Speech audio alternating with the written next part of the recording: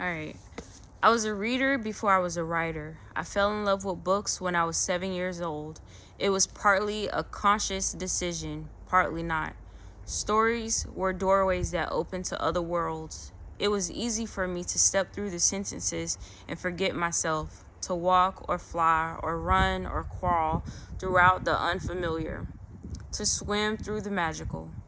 I remember grabbing a reading comprehension packet in second grade as my classmates were grumbling about how they loathed doing the work. And I thought, everyone hates reading, but not me. I'm going to love it. And I did. Wandering my small, one-room elementary school library, I checked out book after book. I read everything: Hardy Boys and Nancy Drew mysteries, collections of fairy tales and children's biographies of Mary Lou Retton and Prince. By the time I was 8, I had developed a certain taste. I loved books with girl protagonists. It didn't matter when or where the story was set. If it featured a girl on an adventure, I'd read it, savoring the experience as the heroine lived the kind of life I didn't, had the agency I didn't. I read The Secret Garden, Charlotte's Web, The Chronicles of Narnia, Harriet the Spy, from the mix-up files of Mrs. Basil's E. Frank Wheeler, Anne of Green Gables, The Hero and the Crown, and Pippi Longstocking. These girls I encountered whose skin I inhibited felt like friends. I believe there are two gifts that writers give young readers. First, they build vividly rendered worlds for readers to fall in love with and fall into. Second, they create characters that are so real, distinct, and familiar to the young reader that the reader has space to imagine him or herself in the world during the reading and after they are done. When I read my childhood books, I felt a part of those worlds intensely while I was reading. I felt an invisible sister in the narrative, but coming out of the books was hard for me. Although I could lose myself in the story while I was reading, once I was done with each of those borrowed books, their worlds were closed to me. I wanted to think back on the worlds and the characters and imagine myself in that place, with my sister character again, eating bacon sandwiches with Mary or hiding in the dumbwaiter with Harriet. But I was never privy to the parting gift of immersion that some books afford readers after turning the final page. I could not exist in their worlds because no one who even looked like me spoke or walked or sang in those worlds, not even peripherally. It was another year of reading before I found the first book that allowed me to imagine I could have a place in it after it ended, but it was a place I did not want to occupy. In Roll of Thunder, Hear My Cry, Cassie, the heroine, is black and from Mississippi. Her family owns a large 100-acre farm during the Great Depression. Her family isn't rich, but it isn't poor like mine was either. One of the chief struggles of the book is Cassie's family's effort to keep their land, to keep the material wealth they have as white people around them, attempt to pressure them into selling it. Cassie's story was just unfamiliar enough to entice me to spend more time with her, to sink into the sisterhood. But as I read on, she became too familiar. Cassie was as powerless as I was, living in a world of adults and bewildering circumstances, a world rotten with Jim Crow and sharecropping and nightmen and racism.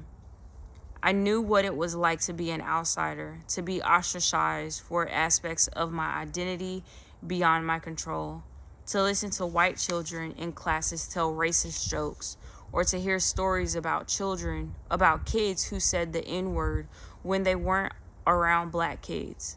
This was one of the hallmarks of my Mississippi childhood.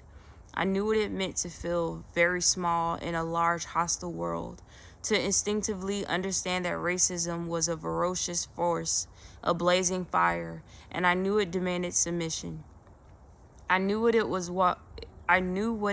to watch a landscape burn, a house blaze and crumble to embers. I knew how to cower, to tremble. I read to escape, not to mold my skin. Something inside of me recoiled from Cassie's world at the close of the book. I was a child leaning away from a warped mirror in fear of the distortion I saw there. The smile turned to a rictus, the neck elongated stretch. Cassie's story made me acutely aware of the fact that in the moment she inhabited a black body, and so marked would never be gifted with escape. So much of my horror stemmed from the fact that I recognized Cassie's face as my own. It was too much. When I was 8 years old, I was obsessed with witches. I read any book with witchcraft, or a vague allusion to magic in the title. I borrowed these books immediately and without reservation. I dressed as a witch every Halloween. I read The Witch of Blackbird Pond, The Witches, Little Witch, Witch Family, Witch Child, Bed Knobs and Broomsticks, and so on. I longed for a reality wherein girls would wield magic. So by the time I found Jennifer, Hecate, Macbeth, William McKinley, and Me and Elizabeth, I knew it was for me. A famous witch's name was in the title of the book. I checked it out. Before I put it in my book bag, I gazed at the front, doubly transfixed. There was an image of two girls on the cover, fingers linked, caught in mid-twirl.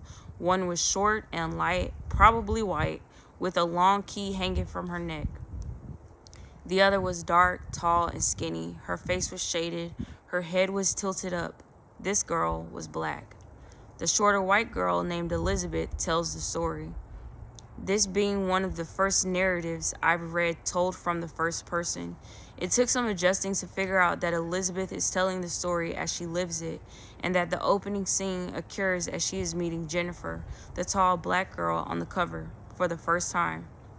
Their stories begin when Elizabeth is walking to school through a patch of woods. She encounters Jennifer, who is perching on a tree branch. Jennifer speaks to her, demands the cookies Elizabeth is carrying in exchange for her name and conversation, jumps out of the tree, and introduces herself as a witch. Here, I pause, struck by the possibility that Jennifer, a black girl, could be a sorceress, could harbor the power of magic in her dark, thin frame. What better key for escape from what one is born to than magic? I read on. After a few weeks, the two girls are fast friends.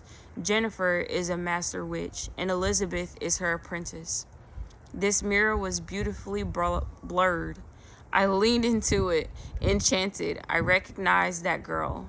Jennifer is an outsider, but she is an outsider mostly of her own making. She stands apart, insisting on her magical abilities, powerful and confident in her difference. On the first day, she and Elizabeth met. It's Halloween.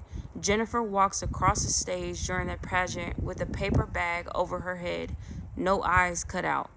She gracefully curtsies in the center of the stage and stalks off. Elizabeth asks Jennifer, why didn't she wear a mask?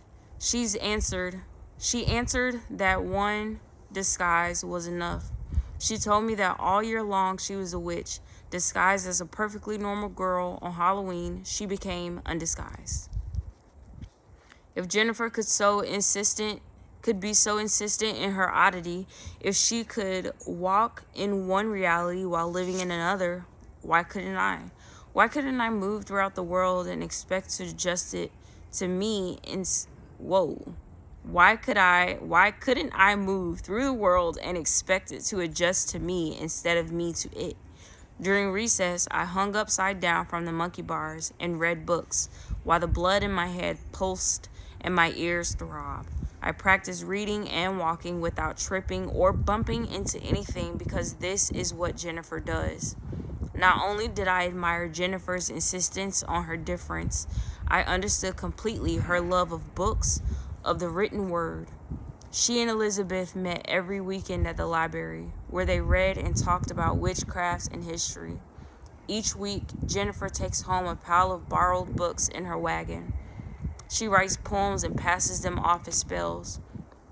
She and Elizabeth chant them and dance together in the local park, under the trees, in a magical circle drawn around a fountain. Jennifer reads Shakespeare, adores Macbeth for his powerful witches, and attempts to explain the play, rife with power-hungry adults, betrayal, and tragedy to Elizabeth. Jennifer is such a prolific reader that Elizabeth says, "Jennifer," I asked, "what do you ever do besides read?" She looked up to the sky and sighed and said very seriously, "I think."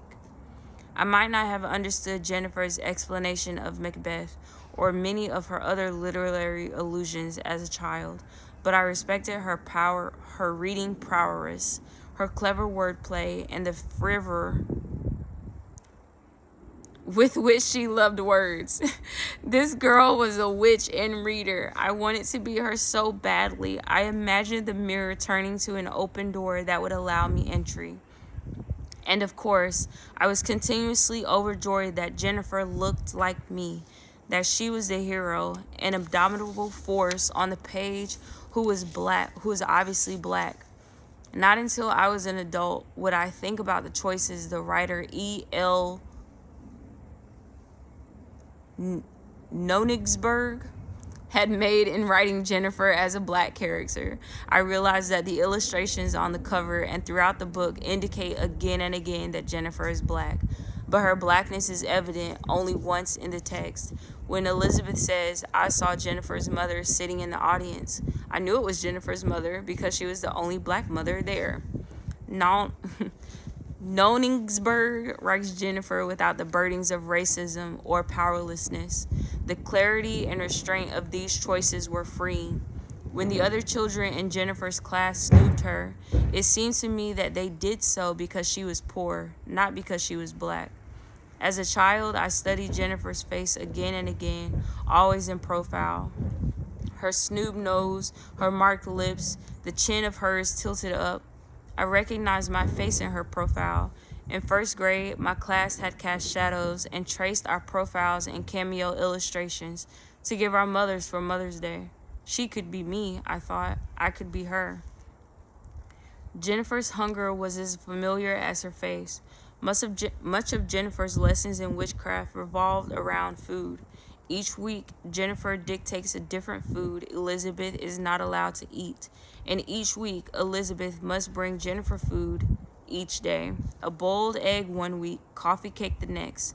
Elizabeth continually noticed how skinny Jennifer is, how sparingly built. When they trick-or-treat on Halloween, Jennifer acts out an elaborate scheme in each house. She knocks, breathes hard, leans on the doorway, and asks for a glass of water. The adults oblige, and while she is drinking water, they fill her sack with candy. As she leaves the houses, Jennifer dumps her candy into her wagon and then approaches the next house to enact her elaborate play for sympathy again. As a skinny, knock-kneed kid, I understood what it was to be hungry like Jennifer. As an adult, I see a bit more about Jennifer's socioeconomic status. Her father, a caretaker for the estate next to the apartment complex Elizabeth lives in with her parents, would not have earned much money. When Jennifer walks home for lunch, I imagine crackers, potted meat, perhaps a flinch piece of fruit from the greenhouse her father manages. As a child, I once ate 4 hot dogs on buns in one meal. I snuck spoonfuls of vanilla ice cream out of a giant container in a deep freezer in my grandmother's shed. I knew what it was to be poor and hungry, too long for sugar, for fat, for variety. In the scenes Elizabeth did not share, I imagined Jennifer counting her candy, apportioning it so that it might stretch the whole year until the next Halloween. The few pieces of candy gummy with age, sticking to the wrapper, but still hard and sweet at heart. When Jennifer isn't deliberately setting herself apart, she stands out. As a child, I intuitively understood the tones of what made Jennifer an outcast amongst her peers. I understood the fact that her family was poor. My mother was, for much of her life, a maid and a caretaker for other people's children. I understood how alienated Jennifer might have felt as she observed that all the other children she went to school with lived in apartment complexes or homes, and her family lived in a small cottage on an employer's estate. I understood what it was like to be the only black girl in the room, in nearly every room, how that makes one perpetually aware of difference, perpetually lonely. I understood what would have driven Jennifer to embrace an otherworldly identity for herself, outbound by race or class, in order to curry friendship. I understood what it meant to be black in a white world, that mirror image achingly sharp to the edges. But in the end, this book in which I could see myself, wanted to see myself faltered. The mirror remained a mirror, and it shattered. After an argument over a pet toad and a potions pot, Jennifer admits she is no witch. Whether or not this was Nigsberg's intention, I was crushed. The two girls carry on as friends without the ruse of witchcraft or magic to bind them. Jennifer is clever and creative, but she has no special powers, is not gifted with otherworldly ability.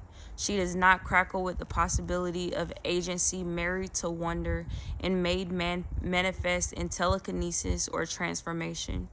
And ultimately, she is filtered, however adorably, through her friend. But she does not tell her own story. She was not there to answer all the questions I wanted to ask about the books she read, the calligraphy she practiced, the spells she cast. She is without voice. In the end, the Jennifer I recognized, that fell in love with, the Jennifer who had so much confidence and power, was a mere human. She too was bound by her body. The girl I wanted to teach me witchcraft and courage, who I wanted to walk with hand in hand through a chilly northeastern park, did not exist in the book or without. I was bitter. Part of what had been so seductive about Jennifer and her world was that spark of magic, that secret ability to make things happen. I dreamed I could be Jennifer and she could be me, pregnant with hidden strength and ability in a world bent on bending us silent and powerless. After finished Jennifer, Hecate, Macbeth, William McKinley, me, Elizabeth, I realized how ordinary and constrained Jennifer was. I realized she was me and I was her. I didn't want to return to it, even if I could, to live in a world in my imagination. But I read voraciously for years, searching for a girl like me, but more than me. But I never found the book that allowed me entry, granted me success, six sword in story, and at home after the last page until I wrote my own.